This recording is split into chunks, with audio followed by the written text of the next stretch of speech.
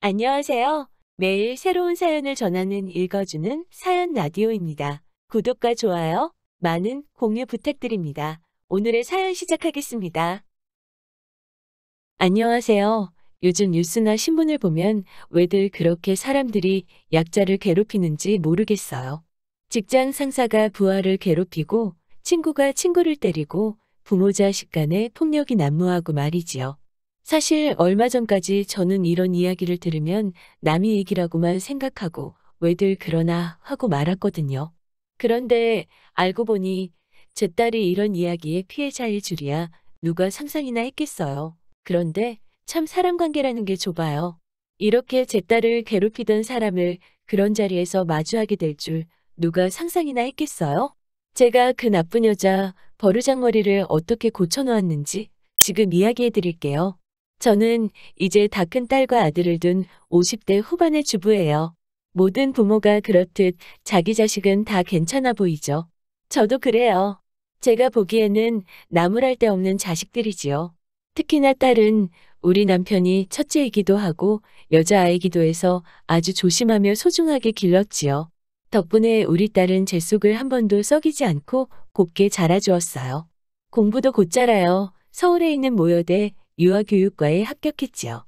딸이 합격 소식을 알렸을 때 얼마나 가슴이 뿌듯하던지요. 사실 남편이 생각보다 이른 나이에 명예퇴직을 하면서 집안 형편이 급격하게 기울었거든요. 그래서 아이들이 고등학교에 들어갔을 때 뜻하지 않게 맞벌이를 하게 된 거지요. 저는 대형마트에서 판매원으로 일하며 아이들 뒷바라지에 힘썼고 남편도 아는 사람 가게에서 회계 일을 담당하며 그렇게 가정을 꾸려나가고 있었어요. 덕분에 아이들에게 남들 다 아는 사교육 한번 마음껏 시켜보지 못했네요. 그런데도 첫째인 딸아이가 턱하니 좋은 학교에 합격을 해오니 제 마음이 어땠을지 상상이 가시겠지요? 그런 딸아이는 졸업 후 바로 대형 유치원의 선생님으로 취직을 했어요. 제 딸이지만 워낙에 똑부러지고 성실한 성격인데다가 아이들을 워낙 좋아해서 학부모들에게도 동료 선생님들에게도 인기가 좋았지요. 아이들이 엉성한 솜씨로 만들어준 카드를 한 장도 버리지 않고 보관할 만큼 아이들에게 애정이 있던 아이예요. 그런데 본인이 워낙 그 일을 좋아하다 보니 더 잘하고 싶은 욕심이 있었나 봐요. 어느 날 갑자기 유학을 가겠다고 하더라고요. 그렇게 본인이 벌어서 모아둔 돈을 가지고 캐나다에 가서 영어 공부도 하고 영어 교사 자격증도 따왔더라고요. 장하더라고요. 저는 이제 정말 우리 딸은 탄탄대로를 걷겠구나 믿어 의심치 않았지요. 딸애는 제 믿음처럼 돌아오자마자 집 근처에 위치한 대형 유치원에서 근무를 시작했지요. 집에서도 가깝고 유명한 곳이라서 정말 잘 됐다고 기뻐했지요. 그런데 이곳이 제 딸을 이렇게 망쳐놓을 줄이야. 유치원 원장이라는 여자가 아주 무서운 사람이더라고요. 그 유치원에 출퇴근을 하면서 하루가 다르게 딸아이의 표정이 어두워지더라고요. 몇 번이고 이유를 물어봤지만 그때마다 초점 없는 눈으로 아니야, 아무것도 아니니까 엄마 걱정하지 마 라고만 할 뿐이었죠. 동생인 아들도 누나가 이상하다며 걱정했지만 딸아이는 가족 누구에게도 한동안 무슨 일인지 털어놓지 않더라고요. 마지들이 원래 책임감도 있고 부모 걱정 안 시키려고 하잖아요. 딸애도 그런 마음이었던 것 같아요. 하루는 딸애가 퇴근하자마자 방으로 들어가더니 방문을 걸어 잠그고 나오지를 않더라고요. 답답한 제가 결국 마스터키로 방을 따고 들어가자 딸아이가 방구석에 등을 보이고 앉아서 울고만 있는 거예요. 제가 도대체 무슨 일이냐 묻자 원장이 자기를 어떻게 괴롭히는지 털어놓더라고요. 딸이 한참 아이들을 돌보고 있으면 원장이란 사람이 원장실로 오라고 딸을 호출을 한대요. 그래서 딸이 가서 노크를 하면 몇 번이고 노크를 해도 대답을 안 한다는 거예요. 그래서 살그머니 문을 열면 대답을 안 했는데 왜 문을 여냐면서 생각이 없다고 하더래요. 그래서 다음에는 노크를 했는데 역시나 또 대답이 없어서 가만히 기다렸더니 불렀으면 들어와야지 왜 멍청이 마냥 그러고 서 있냐고 면박을 주더라는 거예요. 그러면서 초등학교 선생님들은 똑똑해서 일을 잘하는데 유치원 선생님들은 애들만 상대하다 보니 지능이 낮아지는 것 같다고 하고 선생님 같은 퇴조거리가 왜 우리 유치원에 필요한지 말해보라는 등의 비인격적 언행을 일삼더래요. 게다가 원장이란 사람이 애들한테 가서 선생님 가슴을 한 번씩 만져주세요라거나 선생님 치마 안에는 뭐가 있을까? 무슨 색일까라는 소리를 하더라는 거예요. 뭣도 모르는 아이들을 데리고 성희롱을 했다는 거지요. 선생님들이 항의를 하자 여자들끼리 있는데 무슨 성희롱이냐며 예민 떨지 말라고 하더라는 거예요. 게다가 원장이란 사람이 아이들한테도 어찌나 야박한지 아이들 식사 시간이 되면 정말 조각난 감자 개수까지 확인을 해가면서 나눠준다는 거예요. 그게 영양을 생각해서가 아니고 아까워서 그런다는 거죠. 한 번은 딸이 아이들이 부족해한다고 아이들 식단에 좀 더 신경 써야 할 것 같다고 의견을 내자 이 유치원이 네 거냐면서 네가 재료 사고 돈 될 거냐고 길길이 날뛰더라는 거죠. 딸이 무엇보다도 가장 큰 문제라고 보는 건 선생님들이 버젓이 옆방에서 아이들을 지도하고 있는데 외부인을 견학이라는 말도 안 되는 이유로 사람들을 시도 때도 없이 데리고 온다는 거예요. 아이들의 안전 문제도 있고 한데 이렇게 외부인들이 매일같이 드나드니 딸이 걱정이 많더라고요. 게다가 그 사람들 중 하나는 아무래도 원장의 애인 같다고 하더라고요. 남편이 아닌 걸 전 직원이 뻔히 아는데 여보자기라고 부르는 소리가 다른 교실까지 들리는 일도 예산일이고 한 번은 애들 놀이방에서 그 남자가 원장 스커트를 내리는 모습을 본 선생님도 있었다더라고요. 하지만 딸을 포함한 다른 선생님들이 이런 문제를 지켜볼 수밖에 없는 건 유치원이라는 업계가 생각보다 좁아서 잘린 다음에 다른 곳으로 이직하는 게 쉬운 일이 아니라고 하더라고요. 그래서 마음 같아서는 당장이라도 교육청에 이야기하고 싶지만 그럴 수가 없다고 하더라고요. 실제로 딸아이가 그 유치원에서 일을 시작하기 전 한 용감한 선생님이 이 사태를 고발했지만 아무 결실도 없이 뜨뜻미지근하게 흐지부지 끝나고 그 선생님은 결국 다른 유치원으로도 다시 취직하지 못했다는 소문이 있다더군요. 이야기를 듣는데 어찌나 화가 나고 복장이 터지던지요. 당장이라도 쫓아가서 원장이란 여자의 뻔뻔한 낯짝을 한 대 날려주고 싶었지요. 그렇지만 제가 빽이 있는 것도 아니고 집안 형편이 넉넉해서 딸한테 당장 관두라고 말해줄 수도 없었지요. 게다가 아들이 결혼을 앞두고 있었기 때문에 더욱이 딸에게 경제적 지원을 해줄 수가 없었거든요. 그저 못난 부모인 제 자신을 탓하는 것 말고는 할 수 있는 일이 없었지요. 마음이 참 아팠어요. 그런데 진짜 사람이 항상 착하게 살아야 한다는 말이 맞는 말이더라고요. 아무리 한국이 좁디 좁은 땅이고 두 다리만 건너면 아는 사람이라지만 그 여자는 감히 상상도 못했겠지요. 내 딸과 나를 그런 자리에서 마주할 줄 말이에요. 아들에게 여자친구가 있다는 건 진즉에 알고 있었어요. 아들 말로는 통통 튀는 매력을 가진 아가씨라고 하더라고요.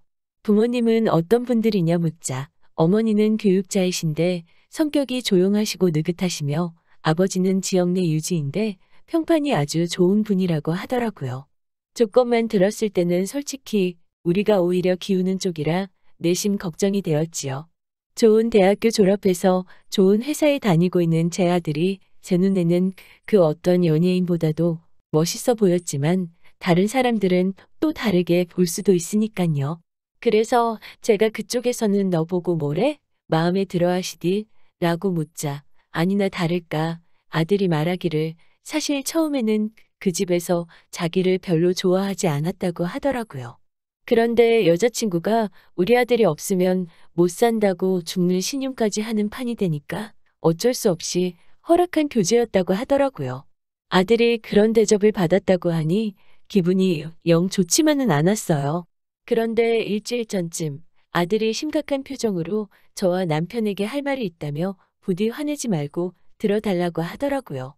자라면서 한 번도 그런 식으로 이야기를 한 적이 없던 아들이라서 도대체 무슨 일로 일어나 걱정이 앞섰지만 한번 말해보라고 하였지요.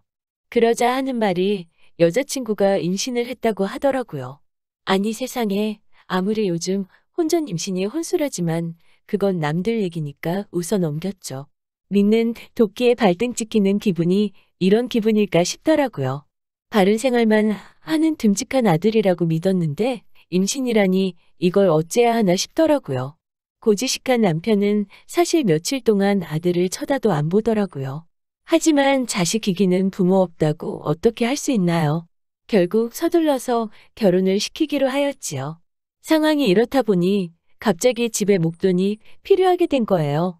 그러다 보니 딸애가 그렇게 고생을 하는데도 제가 차마 관두라 소리를 못 해줬지요. 그건 지금도 딸애에게 정말 미안한 마음뿐이에요. 상견례 당일날 장소는 청담동에 있는 한정식 집이었지요. 남편과 저 모두 깔끔하게 차려입고 딸아이도 곱게 단장시켜서 데리고 나갔지요.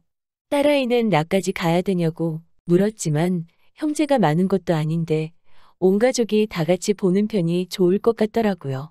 도착하니 아들의 여자친구랑 부모는 벌써 와 있더라고요. 그런데 저와 남편이 들어가고 뒤따라 들어오던 딸이 갑자기 문 앞에서 얼음처럼 굳어버리더라고요.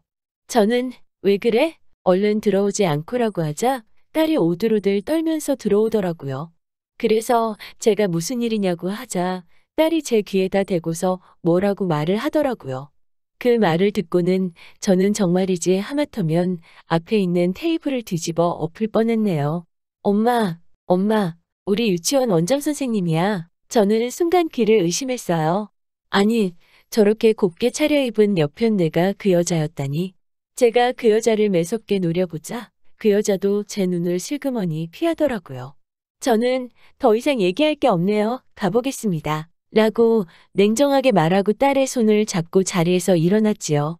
그러자 영문을 알리 없는 남편과 아들이 토끼마냥 놀란 눈을 하고는 왜 그러냐며 저를 앉히려고 하더라고요. 저는 그들에게 정신 차려요. 당신 딸, 네 누나를 초죽음으로 몰고 가는 그 원장이란 여자가 저 여자야. 나는 이런 상스러운 집안하고는 사돈 못한다고 말했지요. 딸하고 아들은 우애가 정말 좋은 편이거든요.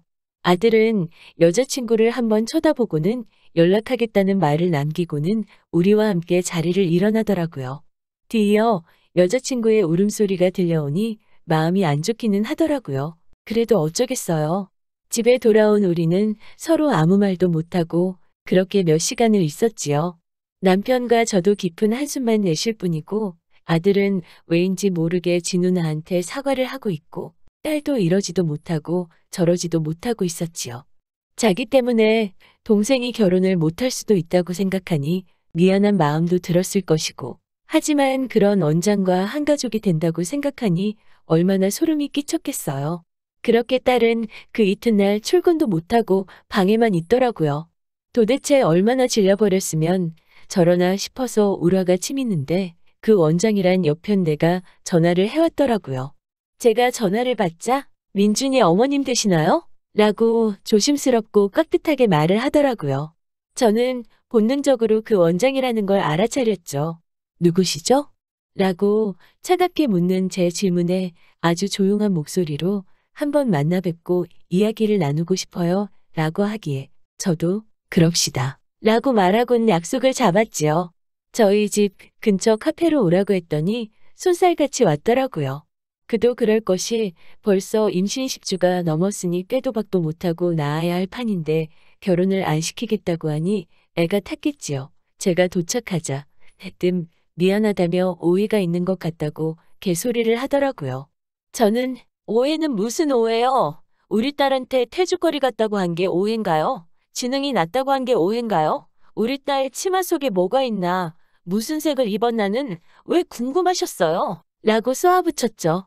그러자 그 여자가 미안하다고 연신 사과를 하는데 그런 말 몇 마디로 저와 제 딸이 받았을 상처가 괜찮을 리 없었지요. 저는 듣자 하니 원장님은 애인도 있으시다면서요. 그런 엄마 보고 자란 며느리는 트럭으로 줘도 싫다고 말했지요. 그러자 입술만 잘근잘근 씹으며 말을 못하더라고요. 기왕 이렇게 된 거 그쪽 남편한테 가서 그쪽이 도대체 어떻게 하고 다니는지 다 말해줘야겠다고 하자 갑자기 아주 손이 발이 되게 빌어대더라고요. 저도 마음이 좋지만은 못했어요. 딸아이를 위해서는 낳는 행동이지만 아들과 아들의 여자친구를 생각하니 어느 선에서 마무리를 지어야 하나 고민이 되더라고요. 저는 그 원장에게 몇 가지를 제안했어요. 일단 원장 자리에서 내려오라고 했지요.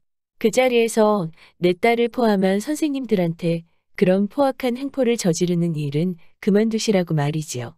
그리고 내 딸을 포함한 거기서 일하는 선생님들이 이직을 하게 된다면 절대 어떠한 개입도 하지 않겠다는 각서를 쓰고 공증을 받아오라 했지요. 그러자 그 여자가 일단은 알겠다고 하더라고요. 그리고 애들 결혼시키면 애들은 우리 집에 들어와서 살게 할 거라고 했지요. 당신이 내 딸을 무슨 인질 대하듯이 한 것처럼 이번에는 내가 당신 딸을 데리고 있어야겠다고 말이지요. 일단은 이 정도만 해두고 딸에게 소식을 전해줬어요. 이 정도면 네 마음이 풀리겠니? 동생이 결혼해도 괜찮겠니라고 묻자 딸은 생각을 좀 해봐야겠다고 하더라고요. 그러더니 그날 밤 딸이 굳게 결심한 듯 이 정도면 될 것 같다고 동생 결혼 허락해 주시라고 하더라고요. 미안하고 고맙고 딸에게 여러 가지 복잡한 마음이 들었지요. 그런데 아무리 제가 이해하려고 했어도 세상 일이라는 게 결국 다 밝혀지기 마련인가 봐요. 원장은 약속한 대로 원장직을 내려놓고 각서도 써주었어요. 딸도 전보다 훨씬 표정이 밝아졌고요. 아들의 결혼 준비도 착착 진행되고 있었지요. 그런데 한두어 달 지났을 무렵인가 아들 여자친구가 우리 집에 울면서 왔더라고요. 얘기를 들어보니 원장의 내연남이 원장의 남편을 찾아가 두 사람의 관계를 빌미로 돈을 요구했다고 해요. 지역 유지 평판에 흠을 내기 싫으면 돈을 내놓으라는 것이었죠. 그런데 남편이란 사람이 돈을 주기는커녕 그런 마누라는 필요 없다며 돈은 못 주겠고 대신에 그 여자를 가져가라고 하고 나선 이혼을 했다더라고요. 며느리 될 새애기에게는 미안한 마음이었지만 한편으로는 고소한 마음이 들더라니까요.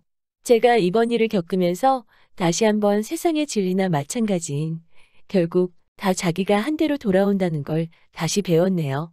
얼마 전에 며느리가 아들을 낳았는데 우리 아들 어렸을 때하고 똑같이 생겼어요. 며느리 말로는 원장은 결국 그 내연남하고 도망갔다고 하더라고요. 며느리도 이제는 체념한 눈치였어요. 보고 있으면 짠해요. 딸에게는 어찌됐건 엄마는 필요한데 말이지요. 날씨가 많이 따뜻해졌네요. 다들 행복한 봄날 되시고요. 서로서로를 귀하게 여기는 하루 되시길 바래요. 들어주셔서 감사하고요. 긴 이야기 들어주셔서 감사합니다. 오늘의 사연은 여기까지입니다. 구독과 좋아요, 알람 설정해주시면 앞으로 더 좋은 사연으로 찾아오겠습니다. 감사합니다.